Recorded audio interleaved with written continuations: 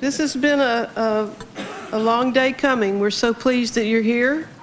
I'm going to address that with you. And thank you for agreeing to serve, and thank you for agreeing to leadership roles.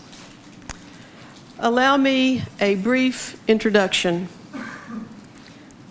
I served as a member of this board for 7 years before I was elected General Secretary. I sat where you're sitting, in the same probable state of confusion. I felt excited, a little bit overwhelmed by the quality of my colleagues. And I just wanted to let you know that I come from, let you know where I come from. I graduated from Perkins School of Theology in 1979, was ordained elder in 1980. I'm an elder in full connection of the Rio, Texas Annual Conference. I pastored local churches for 16 years, was appointed to Texas Methodist Foundation for 7 years. I spent 1 year at the upper room until Bishop Martinez called me, appointed me to the McAllen District, then the Austin District, and then to New Church Development. I led the General Conference delegations of Southwest Texas in 2004 and 2008. I served on the Board of Ordained Ministry for 10 years, chaired the probationary member process, and taught course of study for 8 years. I've been under appointment for 40 years. The point, feels like far. The point of my recounting my resume is to say that this experience was good preparation for serving on this board. None of us are experts on the work of this board when we walk in the door. The big difference in the work of this board and any other work you and I have done before is the scope and the scale. The United Methodist Church, as we say in Texas, is a big outfit. The general boards are the only folks that work outside annual conferences on the worldwide level all the time. Bishops have annual conferences to run. Bishops do global work, but not full-time. Bishops set the vision. Agencies implement the vision. We are the only entity tasked exclusively for higher education and ministry.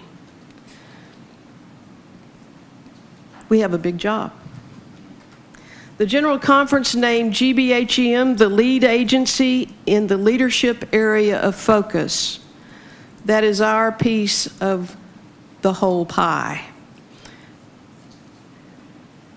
Not only is the United Methodist Church a big outfit, GBHEM is a big outfit.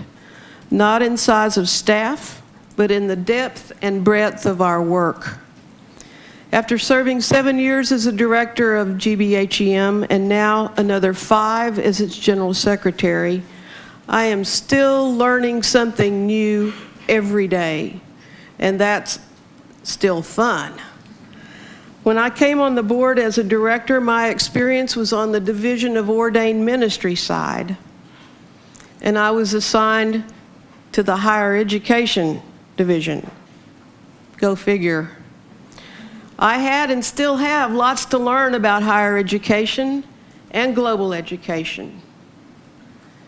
You are leaders who bring your gifts and passion to our common work, and in your role as a GBHEM director, the world is your parish in a whole new way.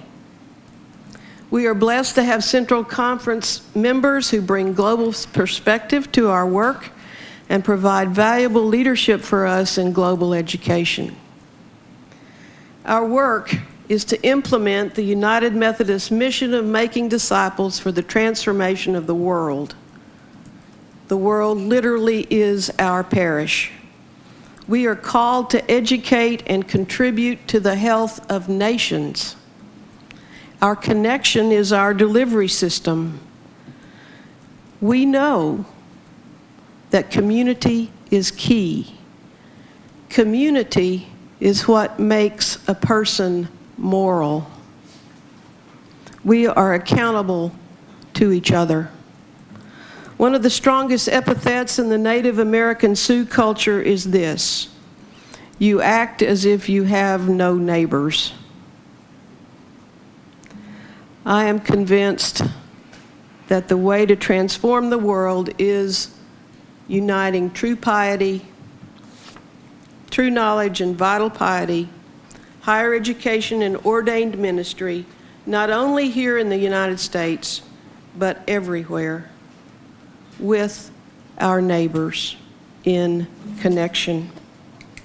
We are committed to an educated clergy and an educated laity, creating spiritual leaders here and everywhere, and we do this in a disciplined way, a connectional way. Our brother Wesley says, "I was more convinced than ever that the preaching like an apostle, without joining together those that are awakened and training them up in the ways of God, is only begetting children for the murderer." How much preaching has there been for these 20 years all over Pembrokeshire, but no regular societies, no discipline, no order of connection, and the consequence is that 9 in 10 of the once awakened are now faster asleep than ever. John Wesley, August 1763. The mission of the General Board of Higher Education and Ministry is to lead and connect the educational and ministerial life of the United Methodist Church, I would add, for the salvation of the world. We connect head, heart, and hands better than anybody. Our business is no less than salvation, saved from self, saved from ignorance, saved from the prison of our self-centeredness, saved from contempt of history, and saved from the despair of the future. I think we can gauge the level of despair in this country, and perhaps the world, by the plethora of violence and disaster movies. It seems like there's a new one every week. If there was no market, they would not sell. I think the threat of schism is our church's disaster movie. This is not God's future. The vision statement of the 2017-2020 board is the General Board of Higher Education and Ministry will continue to transform the world through the power of education and ministry in the Methodist tradition. We will serve God in the worldwide church in recruiting, nurturing, and educating lay and clergy leaders who seek wisdom and live ethically as God's peacemakers. Tom Trotter, former General Secretary of the General Board of Higher Education and Ministry, said, "We are called to be a community of joy in a joyless world. The source of joy and abundant life is the freedom of persons to be what God intends them to be, and we share this joy and freedom through education and the pursuit of truth. The truth shall make us free." Transformation is what God does through us. Trotter continues, St. Paul reminds us of treasure in earthen vessels. Some love the treasure more than the pot. Some love the pot more than the treasure. The glory of God in the face of Jesus Christ is revealed when both the treasure and the church that imperfectly bears the treasure mediate the riches of the gospel. Again, to be true to John Wesley, we will implement our vision and our mission in a disciplined way. And in a few minutes, Ray Bailey will share the priorities of our strategic plan. How are we going to implement our vision and our mission? As we celebrated our 150th anniversary last night, we remembered some of the achievements of our past. And I was reminded of this quote by Antoine de Saint-Exupéry. If you want to build a ship, don't drum up people to collect wood. Teach them to long for the endless immensity of the sea. That is what this picture does for me. I referenced this picture last night. What big shoes we fill. In 1953, it says a meeting of the board, the first meeting of the board in the new building. And if you look carefully at that picture, you will see African Americans and women on this board in 1953. We will take our own board picture there in this exact spot Friday. In that board, you see African Americans and women in 1953. When was the Civil Rights Act? 1964. When was the Equal Rights Amendment for women approved? Methodists approved full ordination for women in 1956. It's a very good bet that was engineered here. African Americans in 1953 attending this board meeting had to stay in homes.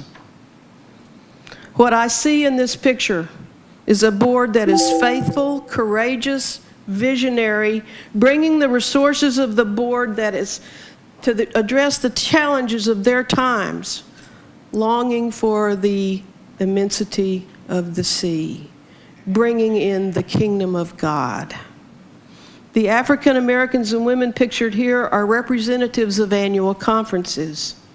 I believe our board led the church and the world in addressing the issues of race and gender.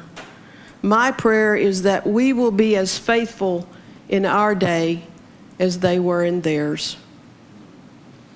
Bishop Joel Martinez preached at First United Methodist Church in Austin last Sunday, celebrating the 50th anniversary of the Farm Workers' March from San Juan, Texas to Austin, Texas. For those of you who aren't Texans, that's 310 miles of cactus and rattlesnakes. That's supposed to be funny. Maybe it's not so funny. Bishop Martinez said that they were swept into an onrushing stream of righteousness history. As they began their march, the marchers said to the onlookers, "You can't stand on the sidewalk. Join the march." There's an onrushing stream in the United Methodist Church today, and the jury is still out on its righteousness. We face many challenges together, challenges within our denomination and challenges impacting our ability to meet the spiritual needs of our church and the world. Our mission and our witness are more important than our disagreements. Walter Brueggemann said that we must align ourselves with the purposes of God. We have been so consumed with issues of institutional crisis that we have created an identity crisis. We must remember our first love. Renewal is a spiritual task, not a scheme for church growth. We don't know what the Judicial Council will decide about Bishop Olivetto's election. We don't know what the Bishops' Commission will recommend to a called General Conference. We don't know if the called General Conference will adopt the Commission's recommendations. There is talk of multiple schisms. Once again, multiple releases of disaster movies. For our church, here is what I do know. We will do our part to be faithful, courageous, and visionary within our disciplinary mandates. We will get off the sidewalk and join the onrushing stream of meeting the adaptive challenges of our day. Where we will start is to do what only we can do. We serve the entire United Methodist Church. We have more schools than any other private institution in the world, except for the Roman Catholics, and they had a 1600-year start. What if graduates of all our schools internalized Wesley's general rules? Do no harm, do all the good you can, and maintain a healthy spiritual base. What if all our graduates claim with the conviction, I am and choose to be an ethical person, and I know what that means? Think of the impact. We know education changes the world.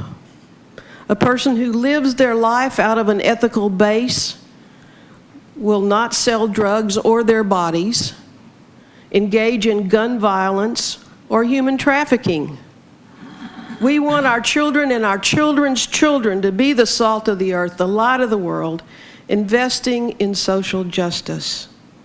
And we will have to teach them how. This will be part of our work, this quadrennium.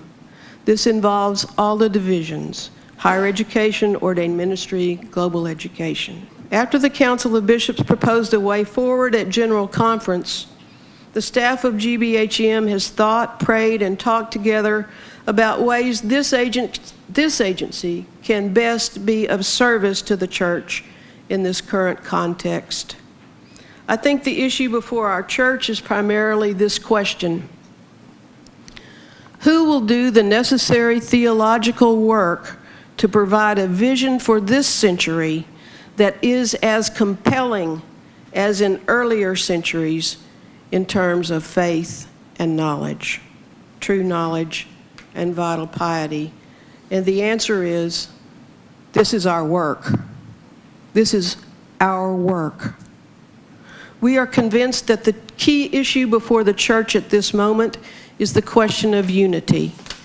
Many of you know Dr. Ken Yamada.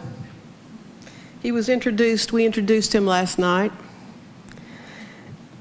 While you may know Dr. Ken Yamada and know that he was a longtime staff member here at the General Board of Higher Education, you may not know his story. Ken was born in Tokyo 80 years ago.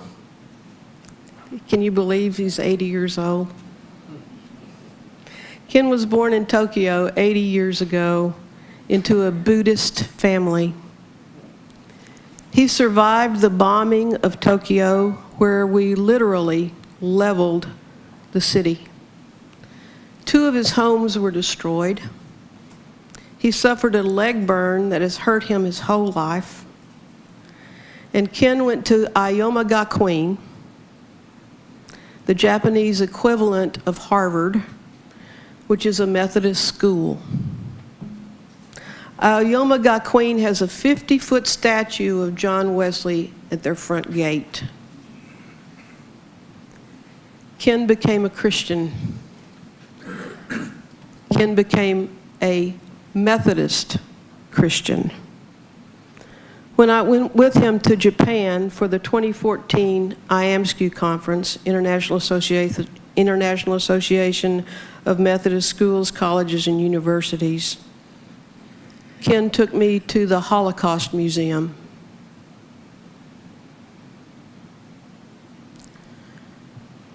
Friends, a Holocaust is a Holocaust is a Holocaust. Horrendous. The only response is to weep. After we finish that tour, I am completely undone. And as we're walking back to the hotel, I ask him, Ken, how is it that you're not bitter? He stopped and looked at me, stood a little straighter, and said, I am a graduate of Aoyama Gakuin, and they taught me forgiveness and reconciliation.